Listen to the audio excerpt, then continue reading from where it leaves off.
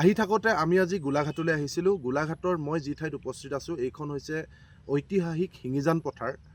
আমাৰ একেবাৰে কাষতে লাগি আছে শ্বহীদ কুশল কোঁৱৰৰ নিজৰ জন্ম ঠাই বালিজান।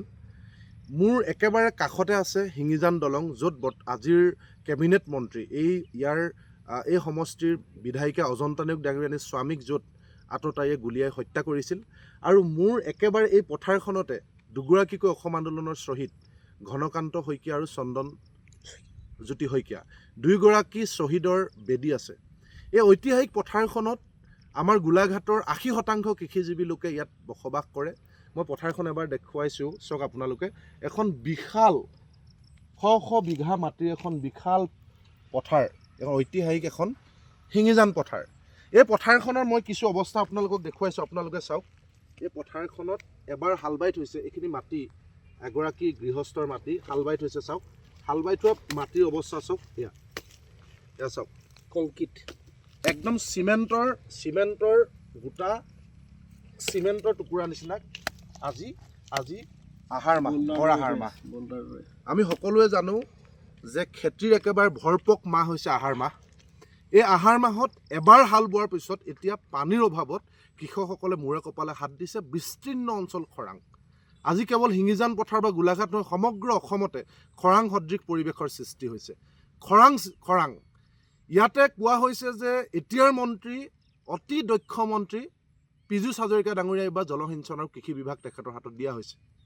বাৰু এতিয়া নতুনকৈ তেওঁ দায়িত্ব লৈছে।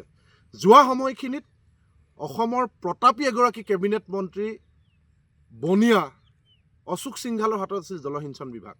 মই ইমান ডিটেইলছত নগৈ পোনে কৈছোঁ যে জলসিঞ্চন বিভাগৰ তেওঁৰ কাৰ্যকালত 2021 চনৰ পৰা 26 চনলৈকে মুঠ 10,138 কোটি টকা পথাৰত পানী দিয়াৰ নামত আবণ্টন জনোৱা হৈছে।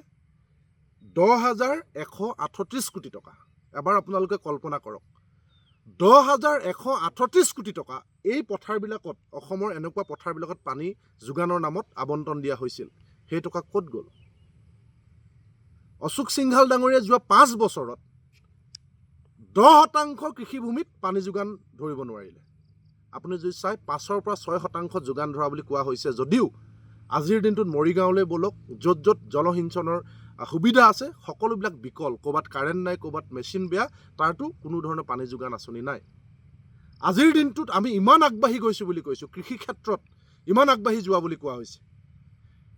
প্ৰধানমন্ত্ৰী কৃষি সন্মান যোজনাৰ নামত মাজে 2,000 টকাকৈ কৃষকসকলক দিয়া হয়, কিন্তু আজি বীজৰ যোগান নাই, ট্ৰেক্টৰৰ ডিজেলৰ দাম বৃদ্ধি, ট্ৰেক্টৰৰ দাম বৃদ্ধি, সাৰৰ নাটনি, এই আটাইবিলাকৰ মাজত কৃষকসকলে খেতি কৰিব আগবাঢ়িছে। বেংকৰ ফালৰ পৰা পৰ্যাপ্ত কৃষি ঋণো যোগান ধৰা নহয়। কৃষি ঋণ লোৱাৰ পিছত খৰাঙত এনেকৈ অনিষ্ট হোৱাৰ পিছতো কৃষকৰ ঋণ ৰেহাই দিয়া নহয়। তাৰ পিছত এই ধৰণে পথাৰ চন পেলাবলগীয়া হৈছে একমাত্ৰ জলসিঞ্চনৰ অভাৱত। অথচ যোৱা 5টা বছৰত 10,138 কোটি টকা আবণ্টন লৈ সেই ধন হৰাত পতা হ'ল, কিন্তু পথাৰত পানী নাই। গতিকে এই আজিৰ দিনটোৰ অসমৰ এখন ভয়াৱহ ছবি, য'ত অসমৰ দৰে এখন কৃষিপ্ৰধান ৰাজ্যত কৃষকসকলে আজি ভৰ আহাৰ মাহত খেতি কৰিব নোৱাৰি মূৰে কপালে হাত দিছে। এই ধৰণে পথাৰৰ প্ৰতিটো চপৰা এতিয়া কংক্ৰিটৰ চিমেণ্টৰ বালিৰ চপৰালৈ পৰ্যবেক্ষিত হৈছে। গতিকে এই সময়ত ক'ত আছে চৰকাৰ, ক'ত শুই আছে অসমৰ দক্ষ মুখ্যমন্ত্ৰী হিমন্ত বিশ্ব শৰ্মা? ক'ত গ'ল টকা খাই 10,138 কোটি টকা হৰাত কৰি কেনেকৈ অশোক সিংঘালে পুনৰ কেবিনেট মন্ত্ৰী পালে? ক'ত তথাকথিত দক্ষ মন্ত্ৰী পীযুষ হাজৰিকা? এই প্ৰশ্নবিলাকৰ উত্তৰ আমাক কৃষক মুক্তি সংগ্ৰাম সমিতিক লাগিব। গতিকে সমগ্ৰ অসমতে আমি এই প্ৰশ্ন উত্থাপন কৰিম। আৰু জলসিঞ্চন বিভাগে ক'ত শুই আছে? কৃষকক কেৱল মাজে 2,000 টকা দিয়ে দায়িত্ব শেষ নেকি প্ৰধানমন্ত্ৰী কৃষি নিধি আঁচনিৰ নামত? নে এই কৃষকসকলে কি খাব এই মূল্য বৃদ্ধিৰ যুগত?